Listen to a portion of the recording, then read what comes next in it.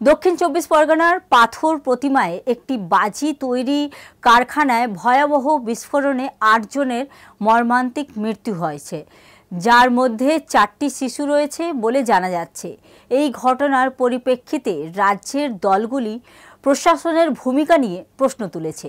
BJP নেতা দিলীপ ঘোষ এই ঘটনায় গভীর উদ্বেগ প্রকাশ করে বলেন যে যতবার বিস্ফোরণ হয় ততবার প্রশ্ন ওঠে, বাজি না অন্য কিছু।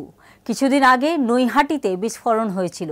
গঙ্গার ওপার প্রান্তে হুগলির একাধিক বাড়ির কাঁচ ভেঙে গিয়েছিল, কিন্তু শেষ পর্যন্ত কতজন গ্রেফতার হয়েছে, কতজন সাজা পায় কেউ জানে না।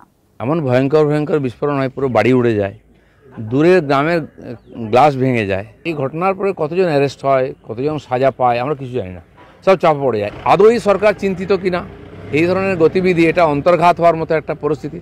সাধারণ বাজি এত পাওয়ারফুল হয় না, নাই তদন্ত হোক, কারণ আমার মনে হচ্ছে এরা এটাই চাইছে এই ধরনের ঘটনা ঘটুক, ভয়ের পরিবেশ তৈরি হোক।